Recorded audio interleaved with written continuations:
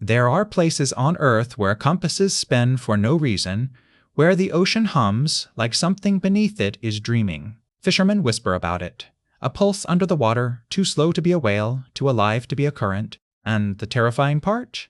Ancient texts described it centuries before sonar ever did. What if those whispers aren't superstition, but memory? Today, we dive into the myth, or maybe the warning, of Cthulhu, the god that sleeps beneath the waves, waiting for us to remember him. You wake up to the same alarm. The same gray light leaking through the blinds. But today, something hums beneath the city. Not the trains, not the traffic. Something older? Your morning commute isn't just traffic anymore. It's a gauntlet of whispers, half-heard truths that scratch the inside of your skull. You can't tell if it's the crowd murmuring, or if the city itself is speaking. Technology begins to fail in strange ways. Predictive AI models start drawing shapes that shouldn't exist, loops that turn in on themselves, corners that meet where geometry says they shouldn't. Scientists call it a bug. But the patterns, they're repeating. Poor man, across code, across dreams. And when sleep finally takes you, it's no refuge. Dreams no longer feel like imagination. Theater visits, meetings, conversations with something vast, something that sees you the way you see an ant crawling across your floor. It started with tremors, not earthquakes, something slower, deeper. Sensors along the ocean floor began recording frequencies no one could explain, patterns that mirrored the dreams spreading across continents. At first, they called it interference. Then coincidence. But when every frequency aligned to a single rhythmic pulse, perfectly timed, perfectly spaced, denial became impossible. They traced the signal to a trench, one no submersible had ever returned from. Instruments failed. Kilo.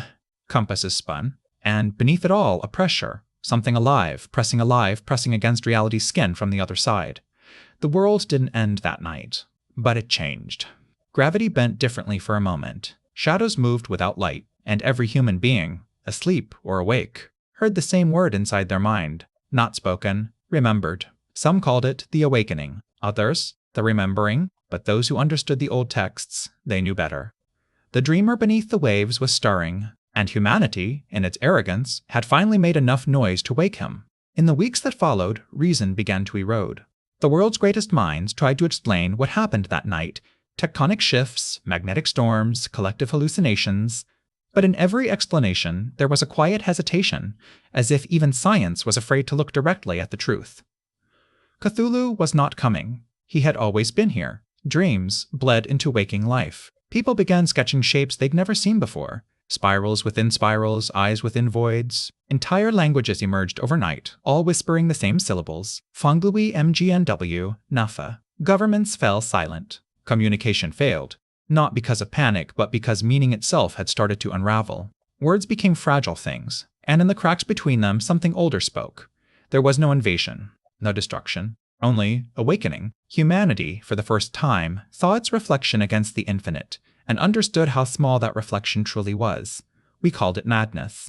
But maybe madness was just the mind trying to translate a truth it was never built to contain. A glimpse of eternity, wearing the face of a god that never needed us to believe.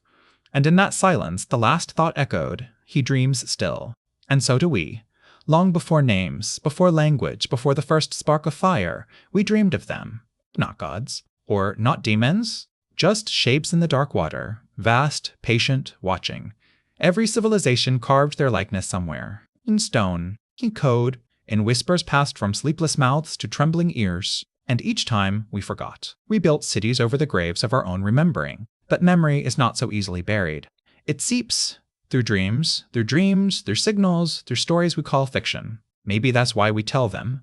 Not to escape the dark, but to recognize it. So, when you read the words of Lovecraft, or whisper the name Cthulhu as myth, remember this: myths are how memory survives the madness of truth. Because somewhere beneath the waves, the dreamer still waits. And sometimes, when the world grows too loud, he stirs.